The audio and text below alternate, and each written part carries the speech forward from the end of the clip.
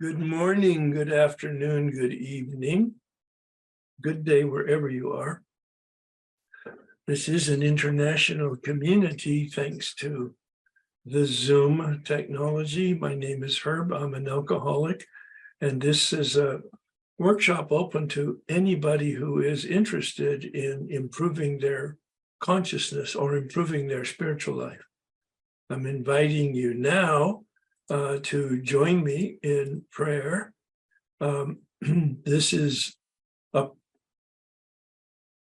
beginning of a series. Joe and I have explored this, and we're going to talk about our way of life, which is a design for living, a title that Joe came up with. The Our Way of Life title is from the Big Book. At the beginning and in many places in the Big Book, it talks about this is our way of life. Not steps 1 through 9 necessarily, that's a program of recovery, but our way of life as steps 10, 11, and 12, improving, expanding, enlarging our consciousness. And we'll talk lots about that today and in a series that we'll be inviting you to over the next year, actually. So Einstein said something very profound related to, at least I've related it to what we do, to have an open mind and an open heart. The consciousness that created the problem cannot be the consciousness that solves the problem. That's why we're here, each of us on a journey to have the curtains parted so that we can see more and know more and be more effective with our lives. I invite you to pray a prayer that is an invitation to the spirit or the force in the world that is that dynamic energy, that creative consciousness, to provide us with some spiritual intervention. Yes, we have the willingness and the intention of an open mind and open heart, but we know from our own experience that we can't affect it. We cannot affect it. And so we ask for help. Please join me. God, please set aside everything I think I know about myself, the 12-step process of awakening, our way of life, and you, for an open mind and a new experience with myself, the 12-step process of awakening, our way of life, and especially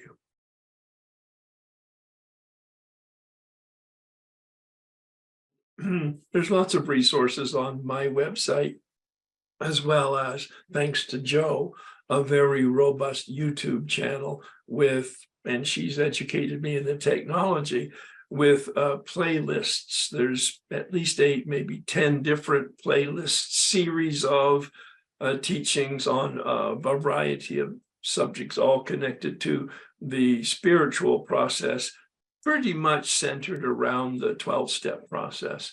Now, Joe, would you like to introduce yourself and talk about also your resources and website? Thank you. Yeah. Thank you, Herb. Hi, everyone. If you haven't met me, my name is Joe. I'm really happy to be here, calling in from Melbourne, Australia. And I have been in fellowship I sort of feel like I grew up in fellowship.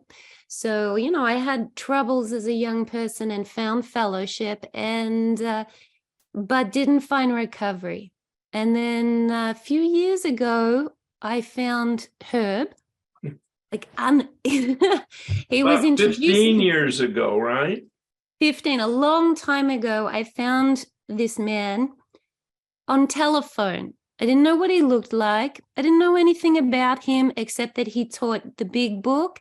And the only place I'd ever had any kind of wisdom, deep wisdom, was when I read the big book. So I listened and started learning. So my journey started this different level of recovery, and I'm very grateful to Herb and this different method. So it started on telephone.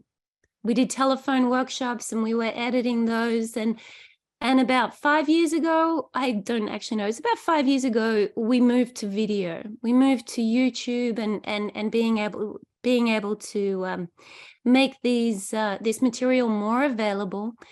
And then through the pandemic, we were ready. I always think, we were ready because we'd already moved to this format, and we were ready with Zoom and telephone, communication and this worldwide fellowship. So I lead women's workshops mainly. I do also other work in fellowship, and it's not particular to any fellowship. Life gets me off theme. Today, I'm a mum. I've had 2 kids. I met Herb and I was pregnant, or almost pregnant. I actually don't know. I think I was pregnant. Yes. And I'd started using again. I don't know if you know what that feels like, but to be in program, to know there's a solution, to have a partner who loves you, money in the bank. I mean, everything. And I'd started using again, and I'd started that long spiral downhill, and I was pregnant. And that's how I met Herb, desperate and hopeless. Nothing I do or did was helping. And slowly over the years, Herb has seen me over those years, and it hasn't all been in a straight line. And here we are today. So I lead women's workshops mainly. I really feel my calling is to support women. And the design for living is I didn't just come up to it. Today we're going to be talking around that way of life, focusing as we do when we start those workshops. Why are we here? I'm not here to get a better job or a better boyfriend or a better anything. I'm here because I'm disconnected, and the only time I feel any kind of peace is that connection, and I get that connection through the big book. So that's sort of what we're focusing on today. Am I right? You're right. Excellent. Yes, it's been a wonderful journey. You're a wonderful companion, and you've made my work more visible and more accessible and more robust. So thank you for everything that you do. She designed the assignment document as well as the entire YouTube channel and the flyers that come out of that, which the distribution people will be receiving over the next several weeks, a complete set of the new flyers. So and we're going to be very, as we are, it's our best way of, I believe, communicating with you, is sharing our personal experience in an informal way, even though sometimes it will feel a little formal because we do have PowerPoints to support the words that we use, the concepts that we're trying to communicate. And just to amplify a little bit on what Joe indicated, we are going to be talking about the way of life, the design for living. Those are synonyms, one sort of a noun and another for a verb, very active. And we're going to do it in a novel way, not novel by most people's experience, now not novel for Joe and I, that we start our workshops on the 12 steps backwards. We start with step 12. We do that. The background is not important, although it might slip out during our time together today, but I don't want to use our time that way. Spiritual awakening is the point. Step 12, having had a spiritual awakening. A lot of people don't really actually understand what does that mean. Most people start with step 1, and I understand that, and I did that for many, many years. But 5 years ago, it came to me that wouldn't it be wonderful to start with the end in mind? What's the vision? What's the goal? What's the purpose? So that we can keep that vision in mind as we're slogging through the swamp of step one, especially, and not getting bogged down in it too deeply in any sense of darkness, because we always have the light of the vision that we're looking for, the awakening. We want to dissipate the darkness. The darkness is real. That's why we come to a 12-step program, is all the suffering. But if we have, like the cover on my second book, 12 Steps to Spiritual Awakening, if we have that sunlight in the hills at the end of the path, it's kind of like, okay, I can trudge this path. I can trudge this path. Trudge, walking with purpose, not with despair, and not with the necessary shudder of a burden, although many of us have that. No, but walking with purpose. I'm going to trudge this camino de spiritus, if you will, the journey, the path to the Spirit, in the Spirit, to the Spirit, in the light, to the light. So we're going to talk about that and then unpack step 12. Now, Joe and I have talked a little bit about it. I'll give you a context of 10, 11, and 12, a short teaching, just a reminder.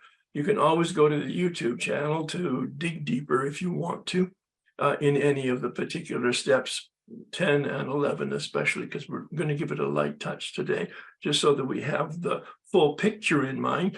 But we're going to focus on step 12, the message, carrying it, sponsorship, step guide, and a little bit of principles. And then, and I haven't even mentioned this to Joe, although I think she's anticipating it, in 3 months, we're going to talk about meditation. And 3 months after that, we'll talk about step 10 and that spot check inventory in a deep way. And then 3 months after that, we'll give it a wrap and take a look at the full picture again. Joe, I just made that up, so I know you're in. And that's how we can work. So let's begin then with some context. I'm a big believer in context. Where are we on the path? Where have we been? Where are we going? All right. Many of you who have any exposure to me at all know this cartoon. Pathetic Herbie in addiction prior to 1984. All right. Didn't know that he didn't know. Ask yourself, is your life serial suffering? What a great phrase. I love words. Pay attention to these words. They're chosen very specifically and carefully, very intentionally, on a daily basis. Is your life just an assembly line of suffering? Do you think it can change? See, that's the whole point of a 12-step process, is that it's here with plenty of witness in the fellowship that people have been given the gift of change. This is the process, 12 steps to awakening. Listen to the 12th step itself, having had a spiritual awakening. Well, what is that? We'll be looking at that. I'm not sure that spiritual is necessary, so I dropped it. 12 steps to awakening.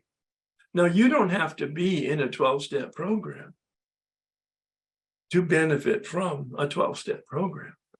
In fact, Bill Wilson had the prophetic intuition in the first printing of the first edition to the big book.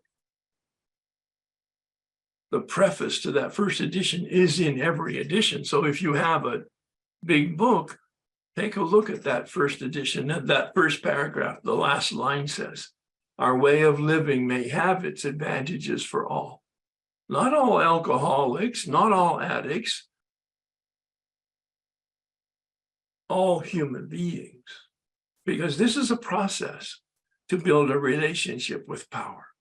Notice I didn't use the word God. I did capitalize it as a synonym for that reality for which we use the term, the symbol God. But that symbol has, for some people, a negative valence. What is the power in the universe that brings an acorn to an oak tree? That life force. That's what we're talking about here.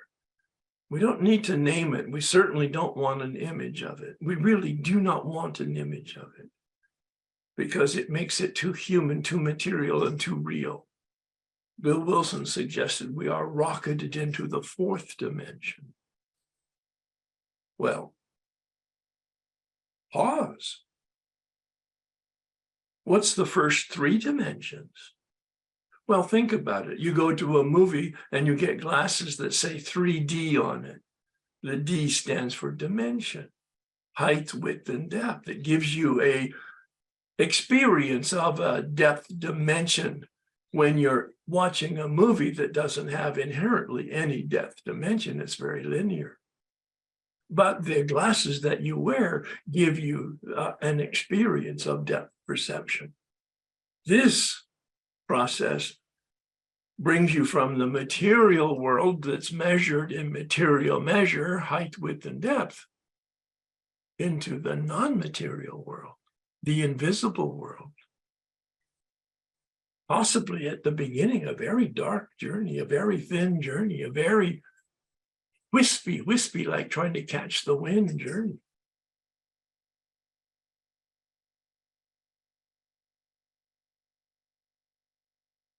And then this process continues, establishing a relationship with myself. I had a powerful background in organized religion and a very effective and current and professional experience and exposure to psychology and philosophy and self-help. But I didn't find what I was looking for. I didn't find what I was looking for. I didn't find power, and I didn't find myself. And I didn't know that I didn't know. I had no clue that I was a seeker and that that was really good, but it was only half the formula. Until I finished the 9th step in the process, 5 years sober. And I had that awakening that is promised by the end of the 9th step in the big book. A relationship with power, a relationship with myself, and a relationship with other people. And I became a finder. And I discovered it's much better to be a finder than a seeker. You have to be a seeker to be a finder.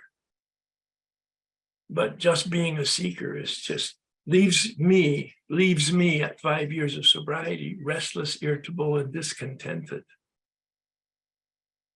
And I was able then to live a life of freedom, true freedom, not just of addiction, but freedom from unmanageability. That's really the point here.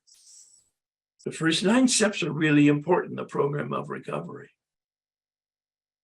But steps 10, 11, and 12 are the program of living. As we've talked about, our design for living, a verb, our design for life, a noun.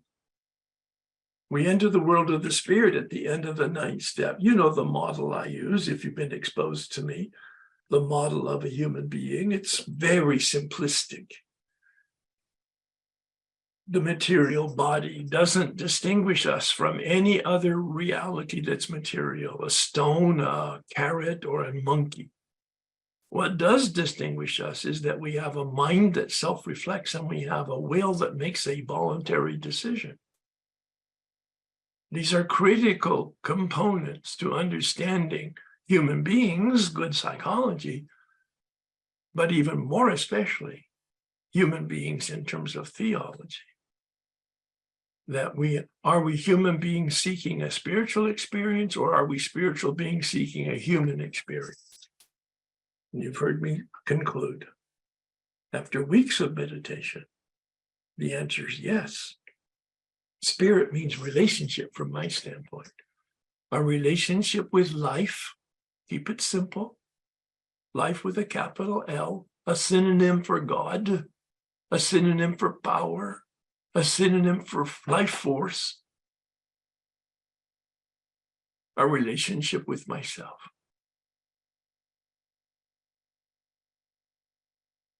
The big book suggests that we're placed in a position of neutrality at the end of the 9th step.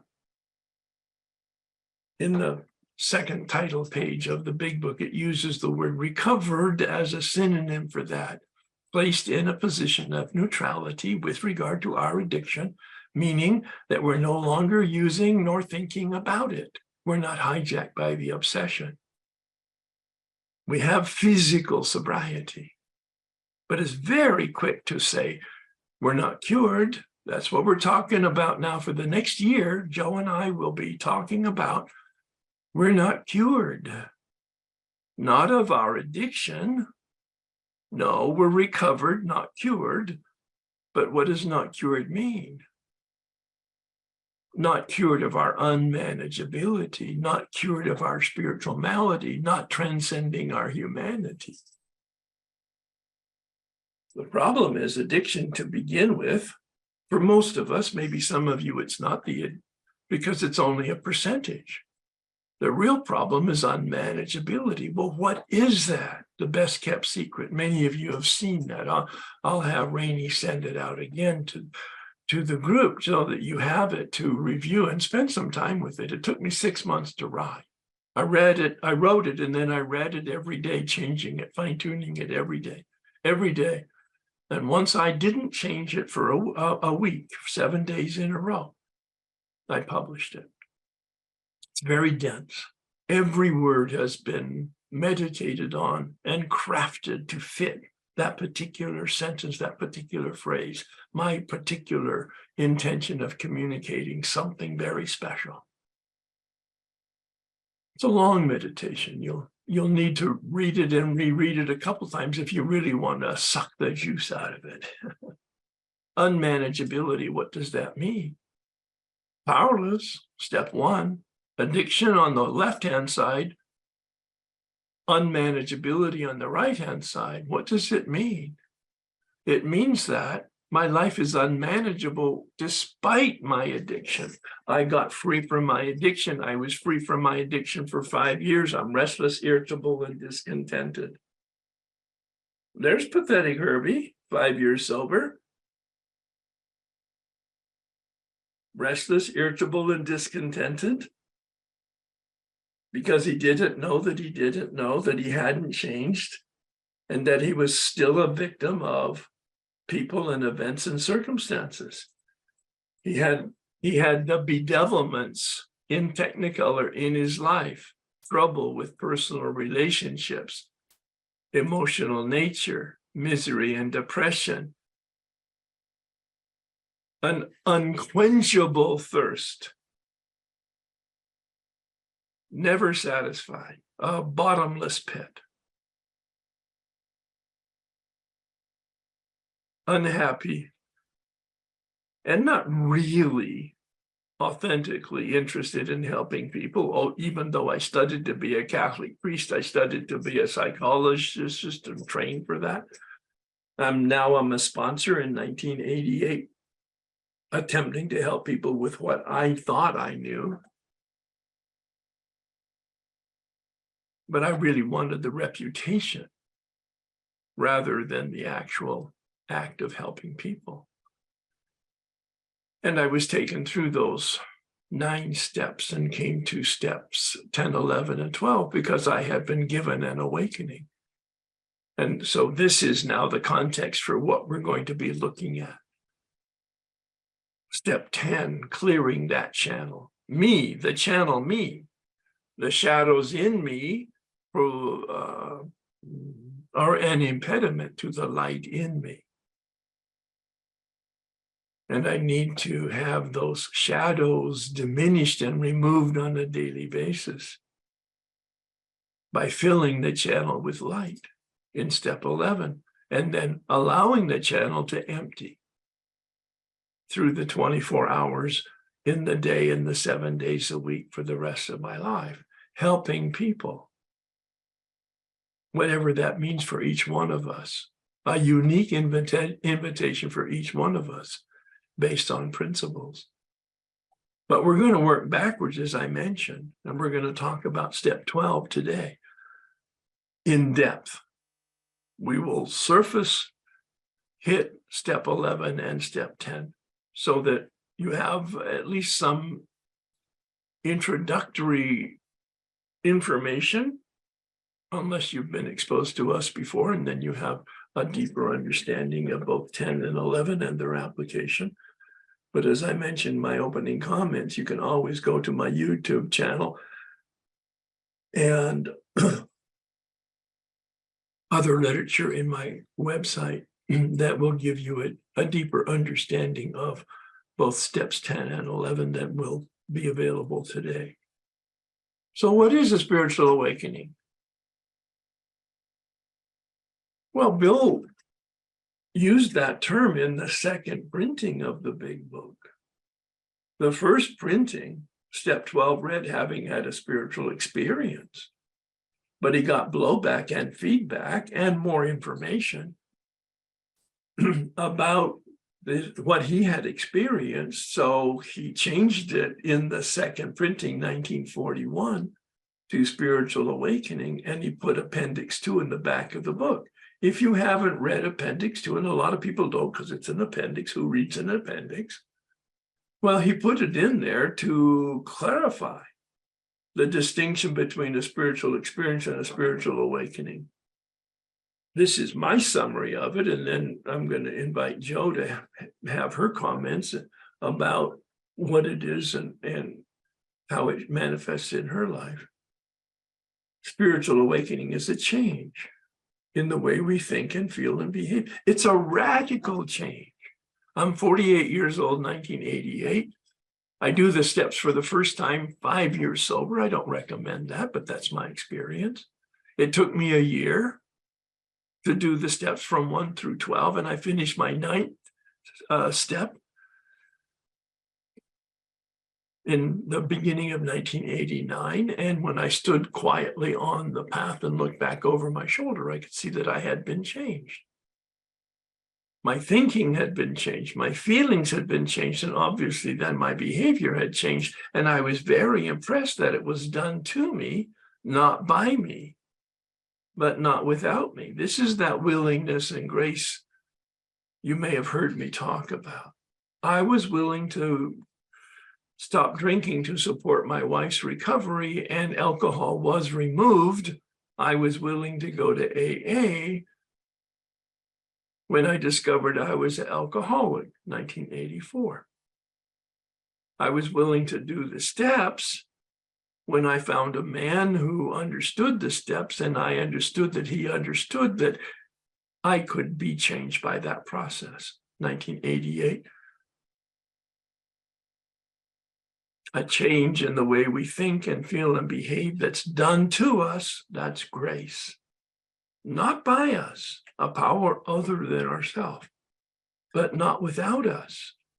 I was struck sober February 21st, 1984, without any work or even requests on my part. But I worked my tail off in 1988 to do this work, a very effective process of facing with embarrassment and humiliation the shadows in me that had created my false self, that have them dissipate by the light that is in me, that gets exposed and unpacked by doing this work.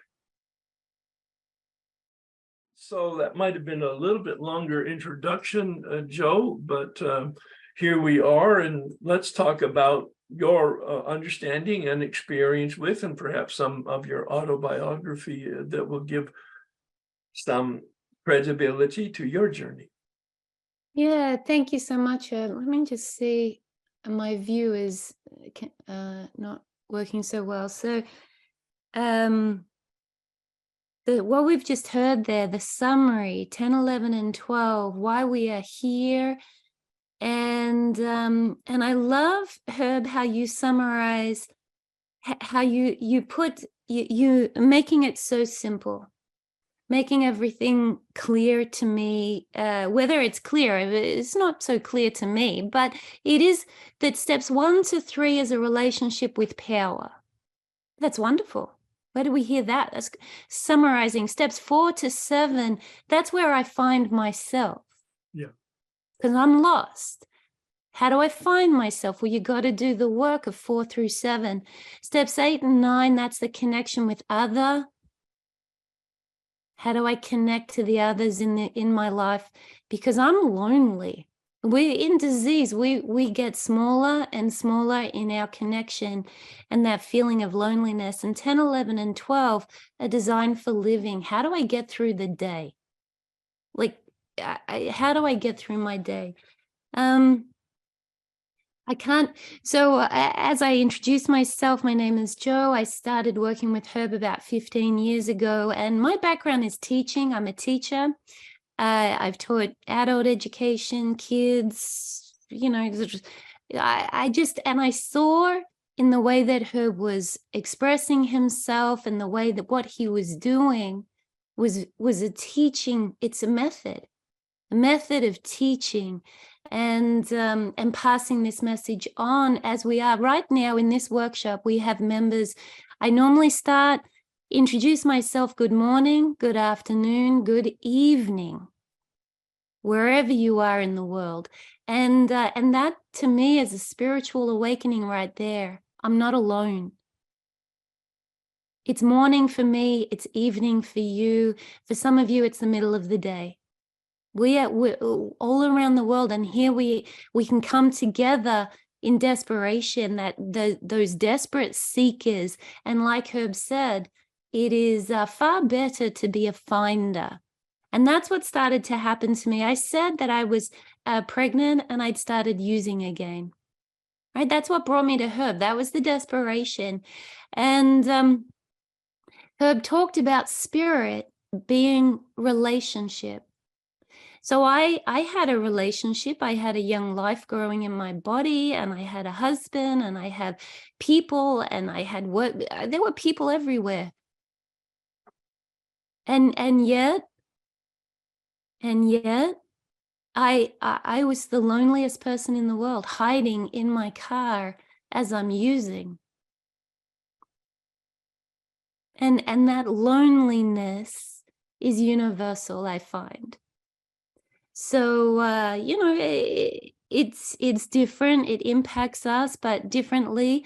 But as we start to have that spiritual awakening, some of that loneliness lifts from us. Do you feel that? Most of us here have been, it's not our first day, right?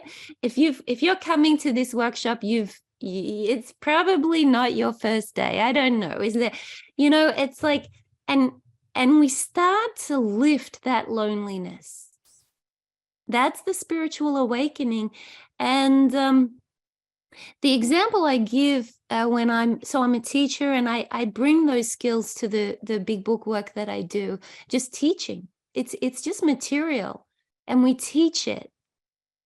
It's very teachable. It's a universal kind of human language. I don't know where I got this from, but there's a sea, most of you will know about it, called the Dead Sea, right? And the thing about the Dead Sea is a lot of these things go into it. The water runs into it, but it can't get away. And so what happens? It gets so full of salt, so full of the runoff, that you can't, the density of it is so solid, nothing can live in that Dead Sea because of the salt. And that's what I am like. I'm constantly running around with a checkbox to do this to fix myself. And I'm running around doing and chasing, like Herb said, the seeker. I'm seeking but not finding. Recovery for me is this process where you are still doing a lot of work. You are still doing a lot of work, but now there's the other sea that's nearby to the Dead Sea is the Red Sea. And from there, civilizations and the difference with the Red Sea, it's teeming with life. The difference is information and wisdom comes in, but it also comes out. There's a flow. Is there a flow in my life? And that's, for me, part of that spiritual awakening is finding my rhythm, finding my flow. I need to do a lot of work, but I need to leave space for letting that go. And that, for me, is that service. So we're looking at the workshops begin, we look at step 12. I don't want to, I mean, when I do my workshops, I say, go listen to the teaching material. That's Herb. Go listen to my step guide, Herb. Go listen, make notes. So those of you here, take a pen and a piece of paper. If something resonates with you, write it down. It doesn't have to make sense. It doesn't have, I'm making notes here. I wrote down Dead Sea. I don't know. I wrote down relationship, because the thing is, when Herb said that word relationship, spirit is relationship, I can tell you in my disease, I will divorce my partner. I will quit my job, because the only thing I want, I will leave my young family. The only thing I want is to be alone. And I don't see any different. I decide that that's the best course of action. I decide to do that. So I think today, Herb, we're focusing on, so steps 10, 11, and 12, our way of life. And Herb gave a wonderful summary, and he's my teacher. I would just say, go listen to the teaching material, make notes, and then show up and do the work. And what is that work? And a question that I ask, did you meditate today? I mean, ask yourself, today, did I meditate? Pretty sure Herb did. I know I did. Did you? You know, it's a really simple question. The big book says simple but not easy. Did you meditate? Did you meditate today? It's a really simple question. And I love to narrow it down, Herb. Meditation, a lot of people think that meditation, the confusion with the word, the empty mind meditation, the more breathing in and breathing out, which is very healthy. I do it. But when the big book was written, as you'll know if you listen to the teaching material, the word meditation meant to consider something. And Herb starts this workshop with a set aside prayer, this hope to set aside what I think I know. A lot of set aside and sit in consideration. Did I do that today? Am I willing to sit in consideration? And then we show up and we do the work. The work of steps 10, 11, and 12 is our daily work. Am I doing that today? So I want to come back to you, Herb. I'm not quite sure the flow of today. Do you want to move into step 12, or what do you think? Well, thank you for sharing your thoughts and moving us along in this process. I'm trying to, here we go. You've introduced us to, well, I asked the question at the beginning of the conversation on following your comments about daily reprieve. We're not cured. Do you have a sense of contentment and well-being? These are the promises of living this way of life, are designed for living. The problem for step 10 is that the ego regenerates itself. And so we have this tool to deal and self-regulate our emotions when we're disturbed. As I mentioned, we're going to do a very small teaching now on 10 and 11 and then get directly into step 12. But step 10 is misunderstood in the rooms. In the big book, it's very clear. Watch for resentment, fear, dishonesty, and selfishness. It's a repeat of step 4. Those are the components of step 4. And in the big book, it says you take the actions when you realize that you're disturbed. Thank you to step 10 in the 12 and 12. It's a spiritual axiom. Whenever you're disturbed, there's something wrong with you, with me, whenever I'm disturbed. Well, I know that if I've done a fourth step. That was my spiritual awakening in 1988. I am responsible for my thoughts and my feelings and the actions that come out of it and the consequences that come out of those actions. Nobody else is responsible for my reaction and my action. I am 100%. So I pray because I'm powerless. I discuss it with somebody because I'm human. I make amends. If I'm disturbed, I'm sure as hell going to be disturbing the people around me normally. And the final, notice it's in all caps. These are my terms. I'm paraphrasing. I'm not trying to give a teaching on the 10th step right now from the big book in any formal or in-depth way. I'm giving a very cursory, superficial overview. These are the 4 actions the 10th step suggests. Notice none of it's in writing and none of it's at night, please. I mean, I don't really care what you do and how you do it, but I do care that you understand what the big book suggests. And the 12 and 12 clarifies it. In step 10, it says in the 12 and 12, they call it a spot check inventory. It means on the spot, when you're aware that you're disturbed, you take action.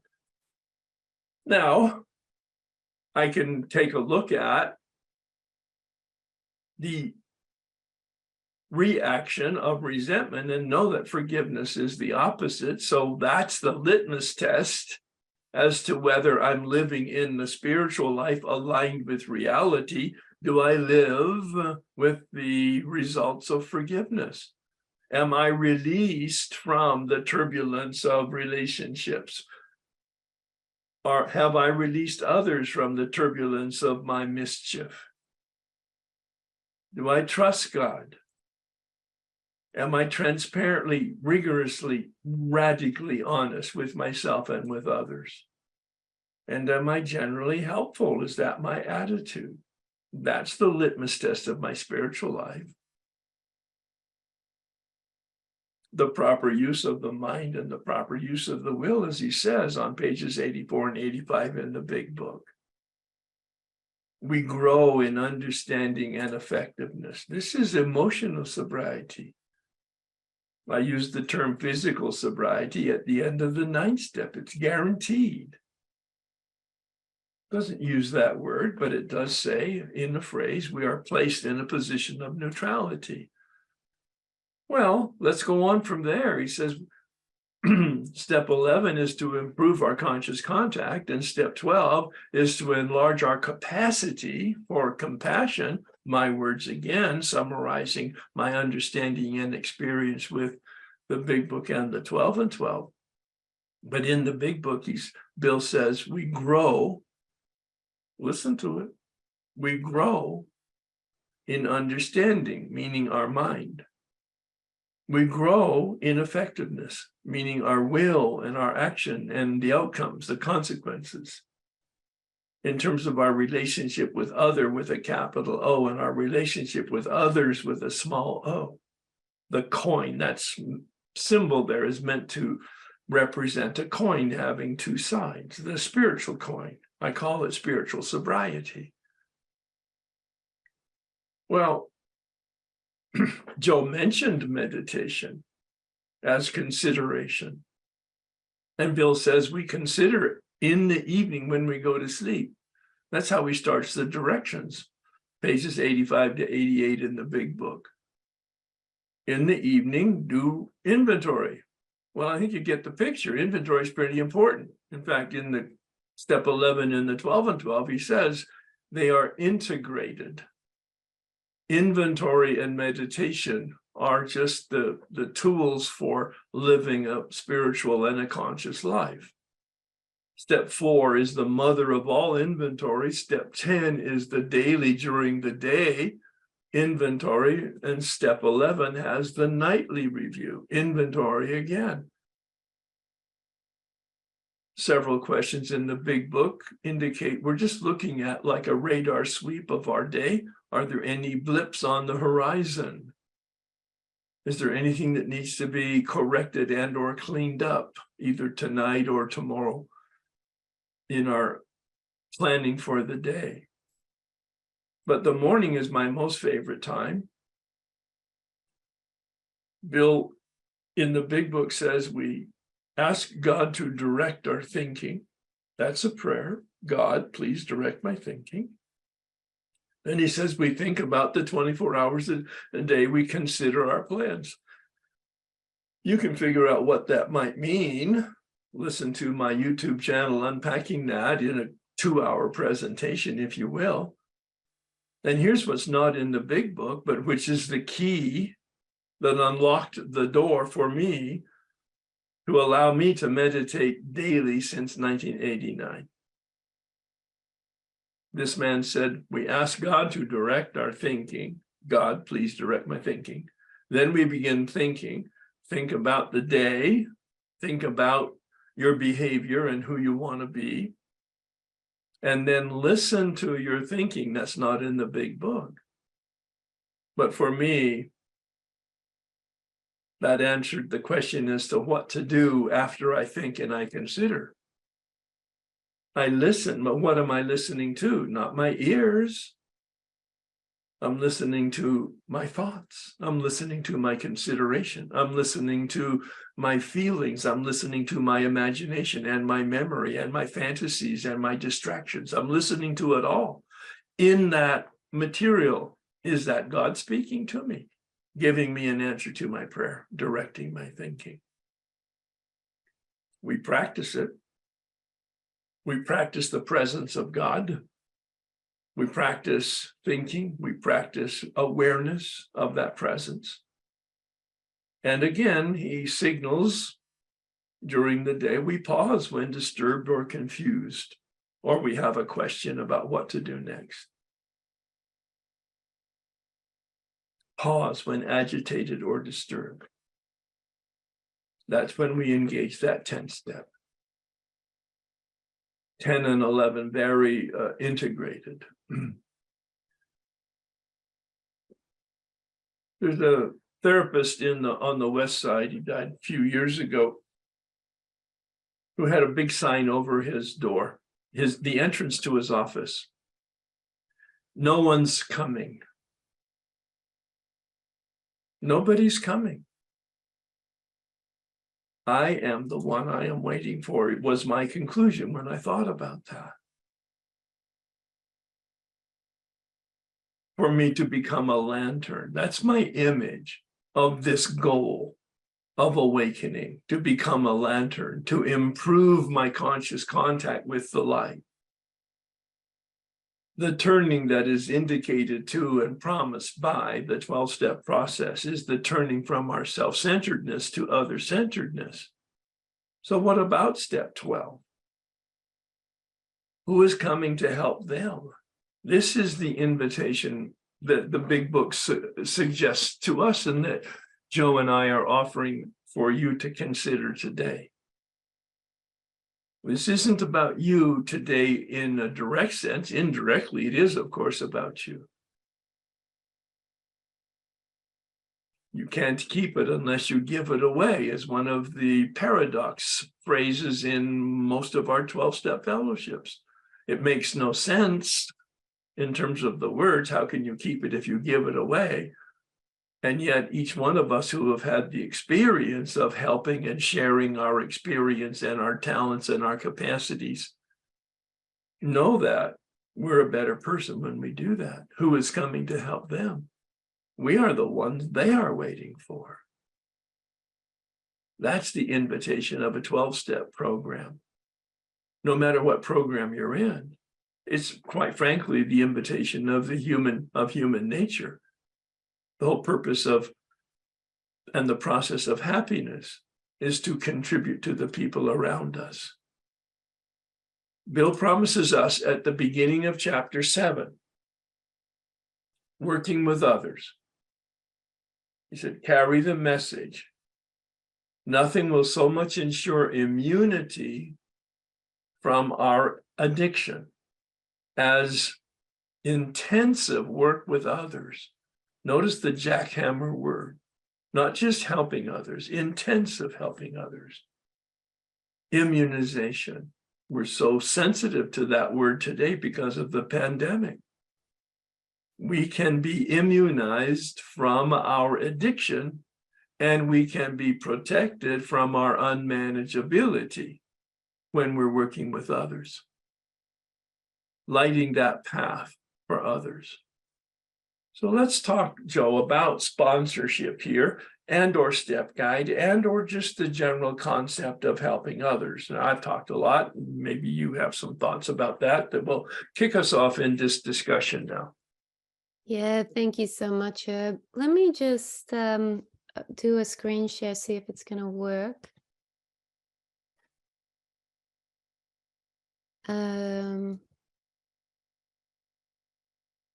Is that it? Let's have a look. Do you see that on the screen? Yes, we see Pathetic Herbie in jail again. That's it, right? So, so listening to Herb, do you know I do a lot of listening to Herb? Over the years, I've done a lot of listening. Normally, Herb's not in the room, right? I'm listening to recordings or watching it on YouTube, or listening as I walk around the block or take a walk, and you put in your headphones and you just listen and you listen, and slowly something seeps in. For me, I don't come from, spirituality was a difficult thing to come to. I know I needed help. I know I am this person in a cage. I knew I was this person in jail. And that deep sadness, that deep loneliness, anxiety, as I don't know if I said, but when I came to program, I was having daily panic attacks. I'm in a food fellowship, so I was in obesity, 30, 40 kilos heavier than I am now. Daily panic attacks. I couldn't leave the house.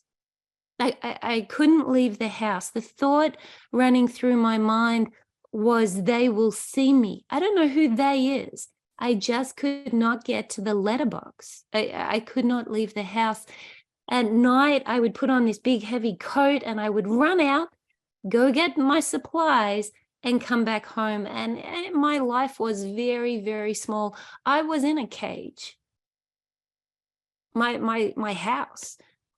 The phone was off the hook. It was a long time ago. We were still on VHS videos and things like that. But I would be watching, always the TV had to be on. That's part of my addiction, is watching, just endlessly watching. And it seems to be this common thing at the moment. Binge watching seems to be really, it's no problem. Just binge watch. It's an addiction. Well, I have trouble with it. I cannot watch one episode. I will watch 21. And I won't get up the next day, and I am miserable, depressed, irritable, restless, discontent. I feel like I'm in a cage. So that sadness, that hopelessness, the big book says suffering is the great persuader. All right, suffering is the great persuader. It's not Herb, it's not Joe, it's not your sponsor, your doctor, your family. It's suffering. Your suffering persuades you to do the work, because there is a lot of work that we need to do, and that's part of what we're looking at. That design for living involves the work. And so we do spend a little time talking about that suffering, because we want to remind you why you are doing the work. because of that suffering. We suffer. This person here in a cage, that was me. I was literally in the cage of my house. I could not leave. My hands would shake, my body would sweat, and I could not leave that room. And slowly, I had a dog. You know, I got myself a dog, and it wasn't a little dog, Herb. It was a great big what do you call it, Rottweiler. You know, because and I'm really grateful for that companion, because he was a beautiful, beautiful, gentle soul, and was my companion when I was in that cage. All right, how many of us? I was trying to get well. Maybe a dog will fix it, you know. But the dog didn't fix it. But I tell you, those first meetings I went to, I was a pretty colorful person going to meetings with that Rottweiler. You can't tell me I can't bring a dog in there. I'm going to do what I'm going to do. And I show up, and I was a pain in the behind. You know, I was difficult. I was obstinate. I was going to do, and I was afraid. I was deeply afraid. I sat in the back of the meeting with my hands crossed like that. And that person was I was in a cage, the cage of my body, the cage of my anxiety, the cage of my life. I just want to, so when you start to do the work 4 through 9, one of the worksheets, it asks you perceived role. That's a summary of column 3. What is my perceived role? This person, me, I perceive myself to be the abandoned woman. Everyone seems to be getting on with their life. I am abandoned. I am the abandoned woman. And that story, and a lot of us have different stories, that story keeps me locked in prison. And I say the story again and again and again, and I tell people, anyone who will sit still long enough, and I show the story.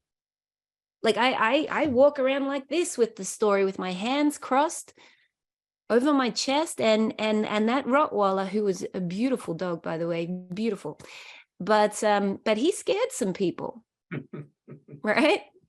And my attitude pushed people away. And I'm like, no one comes near. My attitude was pushing people away. I was that person in a cage. And then the next slide that compares to that. So I am the abandoned woman. That's an example of a story, column 3. But now look, if the computer will work, when we go to the next slide, and I start to do some work, and I start to see I'm not in a cage. I'm not the abandoned woman. I start to see I am the woman holding herself in a cage. I am the woman damaging herself. I am the woman causing myself pain. And at this point, when you start to see how you are the problem, the grief, the grief that hit me as you start to do this work, the grief that overwhelms me, and our way of life, you want to have a way of life, you need to have meditation happening, because grief will come. Natural human process is to grieve. We grieve, you know, when we leave school, we grieve. When we start a job, we grieve. When we leave the job, we grieve. When a relationship starts, we grieve when it ends. Grief is a natural human process of learning and growing and coming to see reality. Like the real reality, not the pretend reality from that 3rd column, the story. What is really ahead of me? There's going to be some trouble. I came to Herb a few years ago with some grief that I wasn't processing. I'm raising a young family, and there's some grief. I have some chronic illness myself. I have some grief, and I wasn't processing it. And I knew I could see myself going into my disease, because we cannot live in that kind of tension. Like, I'm irritable, restless, and discontent, and a drug or alcohol or using those process addictions, binge watch something, and you'll feel fine for about 3 seconds, right? The grief that comes, processing grief, is something that perhaps we don't do well. And allowing myself to, I'm powerless over my grief. Step 1, is there a power that can help? Do I see hope in this room? Do I see hope in my fellows? Do I see hope in my sponsors, in the wise men and women in my life? Learning to live in a world where there is grief is part of our journey. And we have to take that journey, for me, or we will use. So I see a lot of people not growing up. And what is that Dr. Tebow calling, doing that description of an addict, an infantile ego persistent into adulthood. Infantile ego, we're big babies. I love that. You know, that we don't grow up. And I think there's a reason addiction, there's a body element to it. We have a physical allergy, phenomenon of craving. So a lot of the dynamic sets up when we're children. They're coping mechanisms. We do the best we can. But here we're in a room full of adults, right? So just getting back onto the topic today, our way of life helps us to process grief, helps us to keep showing up so we can do the work. I need to do a lot of work, and suffering is the great persuader. Coming to a workshop is not going to change. Your suffering is what maybe got you here. That deep sadness got you to a workshop. And maybe you will hear something or see something, or maybe you'll make a connection with someone else who's here. We keep showing up, never knowing what the result will be.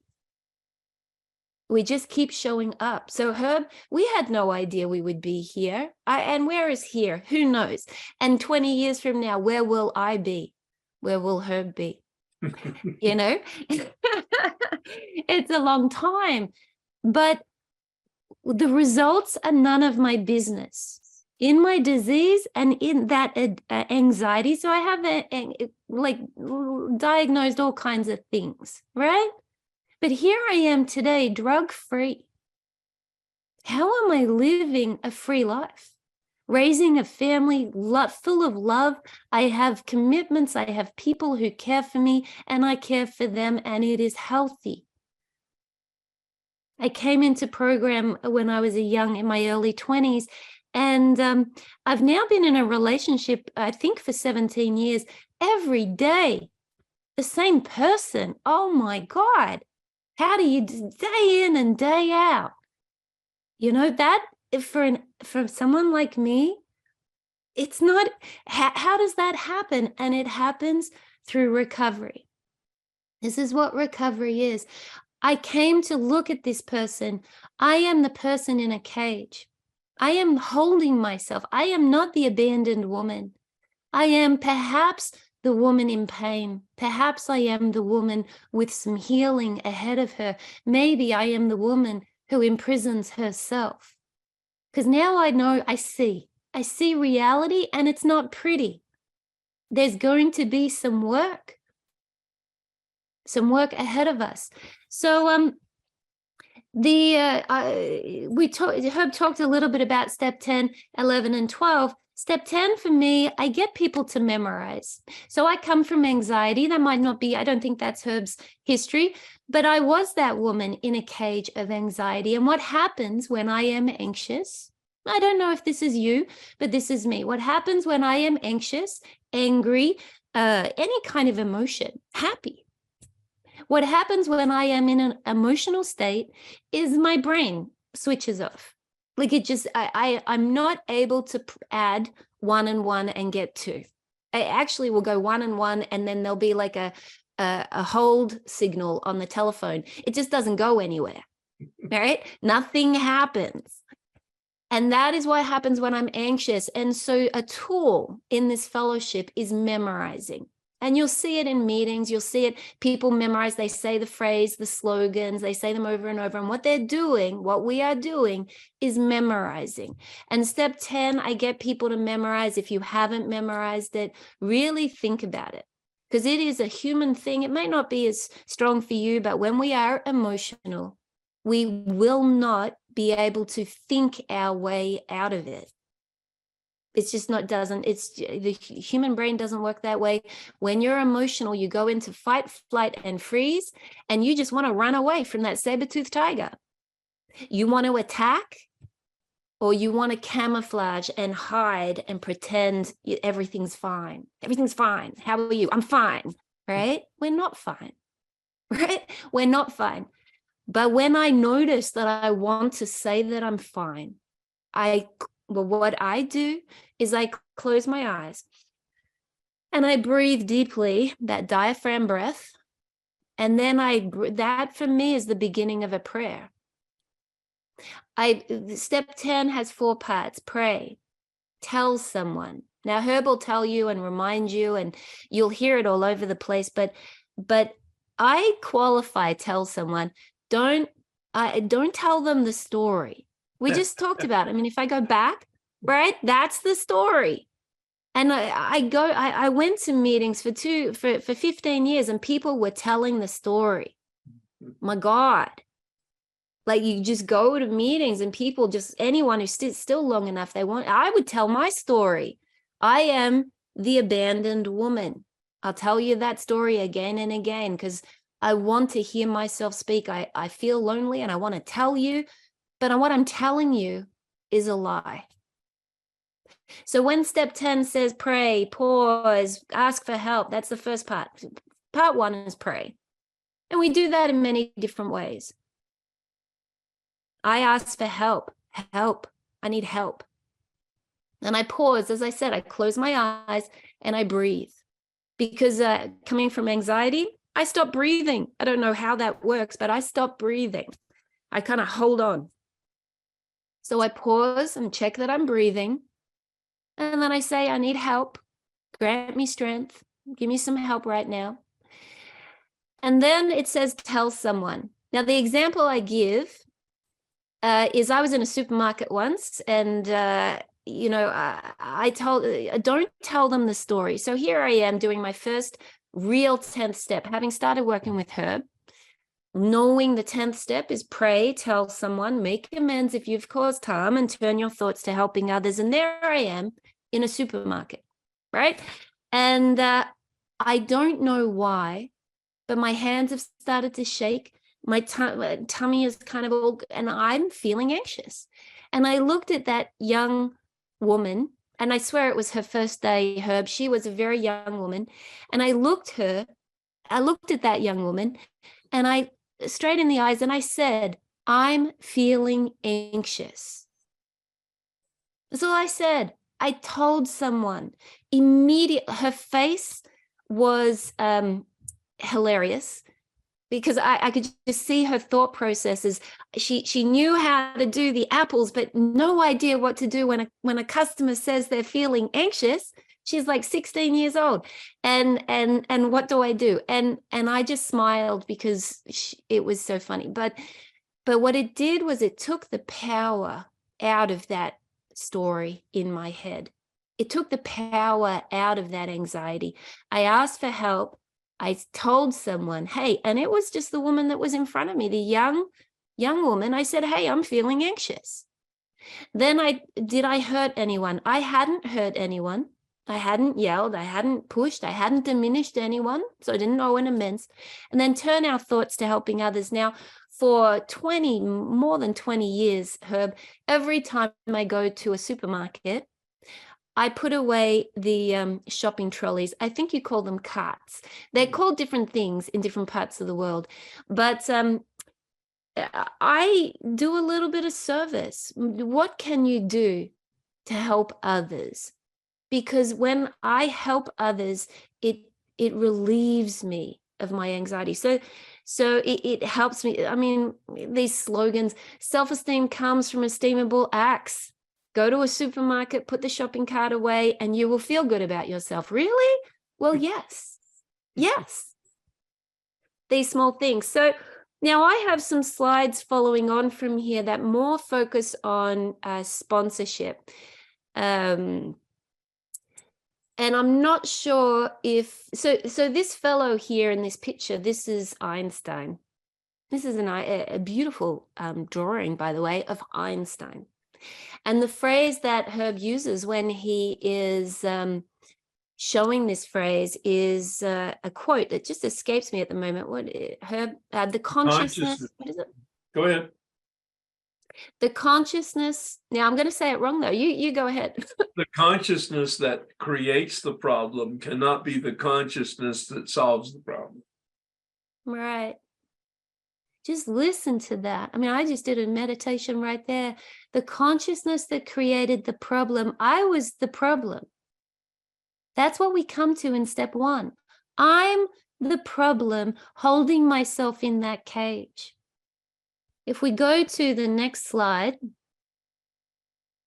profile of a sponsor, you will find this in the Way of Life document. Okay, this comes from many different resources. Herb has collected it. There are wonderful books called, what's the 12 Steps to Sponsorship? No, 12 is that the name of it? It's 12-step sponsorship by Hamilton B. from Hazleton. And it's sort of the primer from my standpoint. It's a very solid, in simple language from experience. And I like it. I recommend it. So there's 5 points on the screen. Let's have a look. So the first one, has had a spiritual awakening, a change in their thinking, feeling, and especially their behavior. Number 2, appears to have what you want. Number 3, has a sponsor to whom they hold themselves accountable. Our behavior tells us what we believe. If you do not have a sponsor, you don't believe in sponsorship. Bless, bless, bless. It's really simple. Your behavior tells you what you believe. So number 4, willing to allocate time, meet, return calls, and step work. Has knowledge and experience with Big Book, has completed the steps. Have they actually done the work themselves? Because part of sponsoring is, it's not teaching me how to put down a drug. It's teaching me how to do the steps because I need to know how to live my life. Have they done the steps, or are they just teaching how to hold on? You know, how to hold on to that white knuckle abstinence or sobriety. Herb, do you want to speak to this slide? Sure. And just to make sure that the profile came from a series of workshops in which I did a survey of the people in the workshop as to what worked and what didn't work in terms of their personal experiences. So this list has come from time and people's actual experience. And it's a prompter for a conversation, as you're suggesting, Joe, with the people. And obviously, they're not going to take a test and they're not going to answer the questions as they're formally stated here, but it's the spirit of it, so that, especially when you're new, you don't know what a sponsor even means. You don't even know what the questions mean, perhaps. But as you, and most of you people here are experienced people, as you can sort of interpret them in your own knowledge and experience, so that it's not a confrontational thing and it's not a test thing, but my life is on the line and the quality of my life is on the line. And I know that today, which I didn't know earlier on. And so I really do want qualified help, and I'm not worried about hurting their feelings, and I'm not worried about them hurting my feelings. I really want to have, and I love the stress that you're making today, Joe, on the wisdom person. The wisdom person, meaning they're not perfect. They've made mistakes. That's how they got wisdom. They've learned how to navigate life and relationships, both with the people and with themselves. And they've done that because they've made mistakes and corrected them, and they figured out some suggestions that might be helpful to me. A sounding board is the best, an accountability partner. Those two things: a sounding board and accountability partner. Now, there's a difference between sponsor and step guide. There shouldn't be, quite frankly, ideally, but there is. And we're really now talking about sponsorship, not necessarily a step guide. I think people can intuit what that difference is. Go ahead, Joe. So question number 6 there: goes to meeting, has a home group, operates their life based on spiritual principles, genuinely wants to be helpful, has a positive attitude, has consistent daily prayer and meditation practice. So ask yourself, you might not have a sponsor, but ask yourself, are you doing that? If I asked you today, do you have a home group? Can you answer? I do. Herb does. Do you have a home group? Right? Can you say it straight away? And how you know that that's your home group? That's where you do service. They know you. If I went to that home group and said, hey, do you know Herb? They're all going to know him, because that's your home group. You show up and you speak up and you do service. That's the home group. That's your community. That's your support fellowship. Yeah. Mm-hmm. Yeah. So you don't need to wait till you get a sponsor to do these things. Do you have a home group? All right. Operates their life based on spiritual principles. Now, Herb has a list of principles that you can study and learn, things like honesty, integrity, courage. Are they operating their life, that lack of self-humility? When you look at them and then look at yourself, is that how I operate my life? You know, genuinely wants to be helpful, has a positive attitude, has a consistent daily prayer and meditation practice. Again, these are suggestions for indications of a healthy sponsor or a healthy, potentially helpful step guide. And again, be gentle with yourself in terms of the evaluation, and be gentle with other people, because the question, for instance, the last question about a daily prayer meditation practice, that'll create like deer in headlights a lot of times with people with long time, because they have a prayer practice. It's whatever it is, but they may not have a meditation practice because they actually don't know what it is. And just be careful about judging or criticizing, but it would be, for me, a key ingredient to a wisdom person that they have some.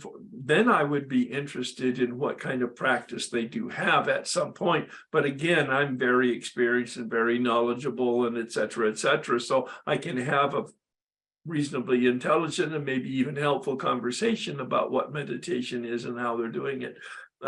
It's just about, these are ideals, not necessarily requirements, like check off the, you won't find, I mean, I think you might have 20 or 30 of these items. You won't find somebody that has them all at a scale of 1 to 10 as a 10.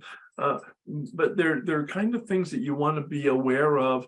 What do you need? What do you need help with? What specifically, where are you in your own emotional, personal, and spiritual development? Because maybe there'll be different needs at different times. I know that's been my case.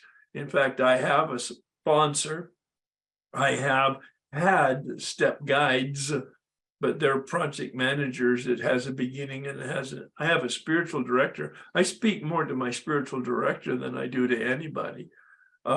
Especially since my wife died 5 years ago. She was really my sounding board and accountability partner on a daily basis. So there's many different people in many different roles. What do you need? What do you need? What do you want in terms of either today or moving forward? That's my sign up. So I'm just saying, wear it loosely again. We're not setting up any type of formula or requirements or rules or anything like that. So number 11, these are an ideal sponsor. Yeah. But it's also an ideal program person, Yeah. an ideal human being, if you ask me. Well, these are my goals, right? To be a human living in this world. I am a mother, a sister, a wife, a daughter, a work colleague, a program fellow. I have many roles, and these guide me, and reviewing them every now and then guides me on who I should be. So let me run through these. So number 11, listens, is patient, has common sense, has a personal life that is attractive, relationships, work, fun.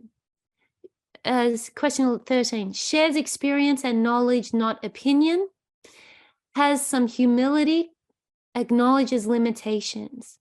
Number 15, is confidential and trustworthy, embraces anonymity, theirs and yours, respects, does not guilt or shame you, minimizes conversations about outside issues, they're not relevant, willing to admit mistakes, knows their own limitations, is undefended, interested in you, having your own experiences, not their experiences. So important. Is inclusive, wants to be helpful, open to outside resources, for example, medication, therapy, other professional interventions. Number 22, familiar with traditions, concepts, 12-step history. Number 23, is not an enabler, is not competitive, invested, attached, is not controlling or manipulative, is honest, non-judgmental, tolerant, patient, compassionate, encouraging, flexible, makes suggestions, not rules, requirements, or mandates, does not protect you from the consequences of your actions. That's a big one too. Is a guide, mentor, coach, cheerleader, and accountability partner. Knows the sponsorship role is not, and we've got a big long list here, a sponsor is not a parent, financer, judge, therapist, teacher, hotel, disciplinarian, employer, attorney. That's not the role of a sponsor. Sees role to be helpful, useful, a lantern, not the light, walks the walk, and most of all, enjoys their sobriety. Thank you for your patience there. Thanks, Joe, for putting that together in a wonderful set of slides. And we can make these slides available to people too, so that they have that information and or some other form where they would have it as a resource, maybe the profile list at all or whatever. Thank you, Joe. So Rainey has her hand up. Well, I think you just answered my question. I've gotten some requests in the chat. People would really love to get a copy of the slides. Sometimes we've sent that out to the group after the meeting. I didn't know if you were planning on that this time or not. I'll talk to Joe about her slides because I want to respect that. I will make my slides available. Yeah. Yeah. No, that's fine, Rainey. I will send them to you. I don't know if you want them, how you distribute them, but you will get them. Thank you so much. Thank you. Yeah. I don't Might need to unmute. Okay, can you hear me Oh, there now? you go. There we go. So really quickly, can you just expatiate a little bit more on the prayer and meditation? that's done on a daily basis, more the meditation than the prayer. What does the meditation look like? Yeah, I did mention that it was a very superficial comment on the prayer and meditation, and if you want to a longer exposure, maybe either an hour to 3 hours, I have different recordings on it. You can go to my YouTube channel and select from the playlists. Okay. That Thank would you. probably be the best. Rebecca, please. Hi, thank you so much. This is great. So quickly, as someone who's in AA doing a lot of the right things, yes, I'm sponsoring. I'm suffering. So, and that's why I go to your workshops, and I've seen a lot of change when I'm actually doing a daily practice. But like screens, for instance, are a huge thing for me. I just the idea of an accountability partner is good. But what are your thoughts on someone who's sponsoring, who's still in suffering and using something addictively? I certainly would not be willing, or think I would be willing to turn around and say to all my sponsees who I help a lot, goodbye, because I use screens. But I would look to you for guidance or thoughts on that. I'm not sure what the question is. Could you just give me the question? So should someone be sponsoring in one program when they're somewhat suffering and using something else? But as I heard, the question is, if I'm relapsing in a program, can I still help other people? And I would be very careful with that one, depending on what the relapse included. If I'm relapsing in drugs and alcohol, then you probably need to deal with that, like in fact what you just said. So what do you think about that? Please. Well, if I'm slowly dying. You said I've been around, I've been sober, I've been in program, but I'm depressed. And that will only get worse. That is a cancer that is metastasizing in you. And you're sponsoring yourself to death. So I have multiple addiction methods that I can pick up on. So when so you said I'm watching TV. Well, I said, well, what happened? Herb asked the question, how did it start? What happened when you first picked up? What else was going on? Because we're picking up in people, we're picking up in, maybe it's just straight out TV addiction and I can't let it go. Maybe we're picking up in food or drugs or alcohol or workaholism or sex, some sex stuff going on. So you need to do a little bit of step work, because what are you sponsoring? What are you handing on? You want to show your sponsees that you're worth it, like that you're worth recovery. So how I manage my life, having multiple areas where I pick up, is I'm available as a step guide, but you'll need other wise women. This week, I'm not going to answer my calls. And then at the end of the week, I'll talk to them and I'll say, hey, how did you go? What happened? And they're like, well, I didn't speak to anyone and my life's miserable. Quick, I need to talk to you. And I'm like, well, what's going on there is they're using me as the sunlight of the spirit. I'm exhausted even just thinking about it. I cannot be your sunlight of the spirit. You need to be willing to do your work. I cannot do your work for you. So if you take a rest, Rebecca, and your sponsees just fall to bits, what's going on there? Are you trying to be the sunlight of their spirit? Because we can't do it. I can see it. It has a lot of dimensions, this discussion, and you and I will pick it back up in the next quarter when we have another discussion. I think we could start right off the bat, starting with the sponsorship step guide conversation, so that we can expand it and deepen it based on this conversation and perhaps other people's questions and comments about it. There's multi-dimensional. Thanks so much, Joe. Thank you so much, both of you. Yeah, you bet. Karen, please. Joe, I am grateful that I've been paying attention. This was a very good review, but also I wanted to show the book you were talking about. That's the one. Book. And I was looking for your other book, but I have many books around me as you've taken over my house. But I just amazing, how much I need to do. And it can't be done all in one day. And it's been said about, not being the sunlight, because I had someone, I don't like to call them sponsors, someone I'm working with, and she was going out of town this weekend. I said, my first week with her. And I said, division's giving out sponsors' name. There's newcomers, there's sponsors. Start creating your God squad. So when you go home for the birthday party with Dad, you're gonna be ready. And she has made some 10-step calls. We practiced a few. She met me on the retreat that I did. And she did call me twice. I did not pick up.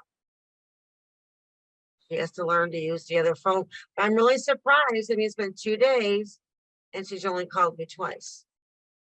I did three times. See, you're exercising your judgment in terms of not enabling them. Right. And if anybody has trouble with the difference between enabling and helping, go to Al-Anon for a little while, because they've made a science on that distinction. Enabling will truly help, but helping in the sense of doing it for them will actually kill people. Right. And actually, I told her I was not available for the weekend. Right. I mean, basically, when I sponsor, I'm not available. I'm newly married. I like to have spent some time with my husband. So, right. But yeah, I'm liking the work, and I'm learning a lot from Joe. I'm learning a lot as getting from her. And thanks again.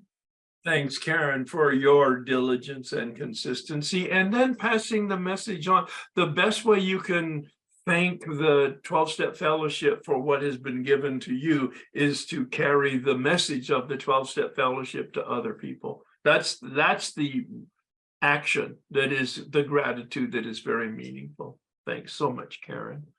Anne, please. Thank you. Yes. Thank you so much. I spent 8 hours today at Stepping Stones, and I didn't think I could make the workshop.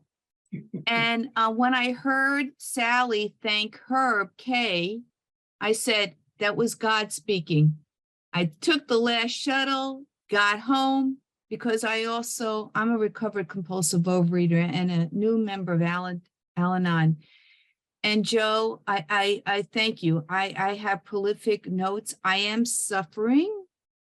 And you put words, I'm suffering because I'm grieving, but I'm growing. I know that because I do have a relationship with my living higher power. And he has given me miracles. And I know this one must be in the making. And with that, I'll pass. Thank you so much. Thank you. And I was reading a book the other day, actually by my own spiritual director. It's his most recent book. And he has a phrase in there that perhaps is relevant in this context. He calls it, the work we're doing is a rescue mission to our inner self. Yeah. This is an intervention, a rescue mission. Is that just perfect for what we're doing here? We're sending in the troops. Thanks, Anne, so much. Yeah. So is it Rita? It is, and thank you both. But the point I wanted to make is I recently asked my sponsor to get out of my life, mainly because she was not available for me. When I called, she wasn't available. Or if she did take the call, she was in the background doing something. And going over this is exact, and I asked a new sponsor, and she asked me, what do you want in sponsorship? And here it is. And that's exactly what I needed. So thank you again. Yeah. Oh, thank you. Well, right on. A wonderful way to conclude. Joe, do you have any parting? Just on sponsors, bad sponsors. I tell you, I've had a sponsor take a call from the gym. She's on a treadmill at the gym, and and she's talking to me for a while, and then I'm like, and I'm crying and emotional. And then I'm like, I hear someone. I say, where are you? She's, I'm at the gym. It's like, this inconsiderate behavior, what recovery. And recognizing, I mean, the example I give is being pregnant. So this right at that time I met Herb, and my sponsor comes to the baby shower, and I'm by this stage 9 months. My tummy's huge, and I'm abstinent. I'm probably, Rita, I was probably stark raving abstinent, by the way, because I hadn't quite done all the steps and whatever was going on, but I was desperate, and I had started to do the work. But you know what, Rita, my sponsor, because I believe in sponsors that can see me face to face, because I'm I'm a complex person, and I like to be seen face to face. So this sponsor turned up to my baby shower, Rita. She started eating the food. I'm in a food program, and she starts eating the food, and I'm like, I didn't even bloody eat the food. What are you doing? Right? And she looked me straight in the eye and said, well, it looks healthy. You know, we weigh and measure life in our different fellowships. And some of us weigh and measure our abstinence. We just don't touch it. Others, we have to weigh and measure how we approach our people, how we approach work, how we approach relationships. We have to find a way to walk in abstinence. And what is that going to look like? And when our sponsors fall off, it's not their fault. They're human beings. She was just doing the best she could. She was trying to look after me because I was pregnant. She was doing the best she could, but she wasn't abstinent. And I was being codependent because I was desperate. I was holding on to her, holding her hostage. I needed to let her go. Right? And I picked up with my sponsor, who I'm with now, and I've actually been with her since then. So that's now 14 years. I now have a 14-year-old, which is how I know I've known Herb 15 years. So thank you so much. That's how to mark time, the landmark. All right, thanks so much, Joe. I'm inviting all of you to join me in the serenity prayer, which is the prayer of discernment. I can't control anything. I have a responsibility to know what I can influence. And that's called wisdom. God, grant me the serenity to accept things that cannot change. Courage to change the things I can, and wisdom to know the difference. Thanks, everybody. Thank you so much, everyone. Thank you. Thank Thanks, you. Joe. Thanks, Thanks, Herb. Herb. Thanks, Thanks, Joe. Joe. Thanks, Awesome. Herb. Bye. Thanks, everybody. Bye, bye, bye, Thank bye, you. bye. Bye-bye. See ya. That was awesome. Thank you. Yes, thank you very much.